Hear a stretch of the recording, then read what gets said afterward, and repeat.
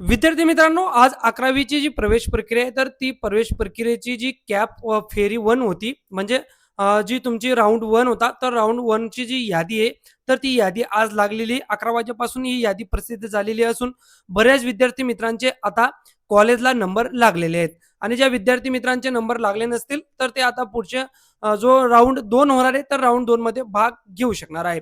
या व्हिडिओच्या माध्यमातून तुम्हाला सांगणार आहे, की आता तुम्हाला कॉलेजला जाऊन ॲडमिशन कशा पद्धतीने करायचंय, त्यानंतर कॉलेजला जाताना तुम्हाला जे अलॉटमेंट लेटर आहे, ते अलॉटमेंट लेटर सोबत घेऊन जायचंय. विदाऊट अलॉटमेंट लेटर तुमचं ॲडमिशन हे होणार नाही विद्यार्थी मित्रांनो. आता अलॉटमेंट लेटर कसं डाउनलोड करू शकता तेही सांगणार आहे. त्यासाठी या ऑफिशियल वेबसाईटवर यायचे. याची लिंक व्हिडिओच्या डिस्क्रिप्शन बॉक्समध्ये दिलेली आहे.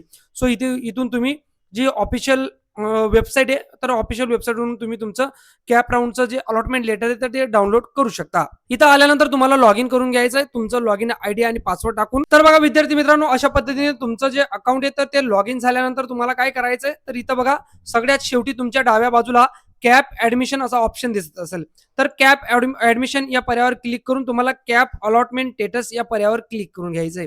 कॅप अलॉटमेंट स्टेटस या पर्यायावर क्लिक केल्यानंतर आता तुमच्या समोर शो होणार आहे, की तुमचा नंबर कोणत्या कॉलेजला लागलेला आहे. अशा पद्धतीने सगळी डिटेल्स तुम्हाला शो होईल मित्रांनो. तर इथं तुमचं कॉलेज नाव येईल, त्यानंतर तुमचं जे एवढी पर्सनल डिटेल्स असेल तर तेही शो होईल. तुम्ही कॅटेगरीमधून फॉर्म भरला असेल तेही डिटेल्स तुम्हाला इथं दिसणार आहे. त्यानंतर आता आपल्याला अलॉटमेंट जे लेटर आहे ते डाउनलोड करायचे. त्यासाठी खाली बघा प्रिंट अलॉटमेंट लेटर हा पर्याय देण्यात आलेला आहे. तर प्रिंट अलॉटमेंट लेटर या पर्यायावर क्लिक करा. तुमचं जे अलॉटमेंट लेटर आहे, तर ते डाउनलोड होऊन जाईल आणि त्याची प्रिंट आउट तुम्ही घेऊन जेव्हा कॉलेजसाठी तुम्ही ॲडमिशन घ्यायला जाणार, तर तेव्हा ते अलॉटमेंट लेटर सोबत घेऊन जा. तुम्ही 2 ते 3 जूनपर्यंत कॉलेज लेव्हलला ॲडमिशन करू शकता तुमचं डॉक्युमेंट घेऊन जाऊन.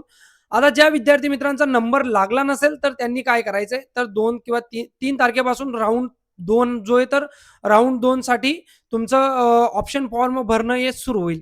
अशा पद्धतीने 4 ते 5 राउंड एकंदरीत होतील. त्याच्यापैकी एक राउंड हा फक्त मुलींसाठी आहे.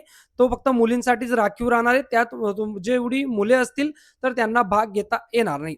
तर विद्यार्थी मित्रांनो, अशा पद्धतीने जी पहिली फेरी आहे ॲडमिशनची, तर ती पहिली फेरीच्या जे कॉलेज वाटप आहे, तर त्या कॉलेज वाटप झालेले आहेत आणि तुम्हाला आता कॉलेज लेव्हलला जाऊन तुमचं ॲडमिशन हे कंप्लीट करायचं आहे. त्यासाठी जे अलॉटमेंट लेटर आहे, तर ते कसं डाउनलोड करायचं ते मी व्हिडिओच्या माध्यमातून तुम्हाला सांगितलेलं आहे.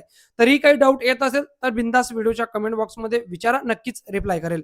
भेटूया पुन्हा अशाच एका नवीन महत्त्वपूर्ण अपडेटमध्ये. तोपर्यंत जय हिंद, जय महाराष्ट्र.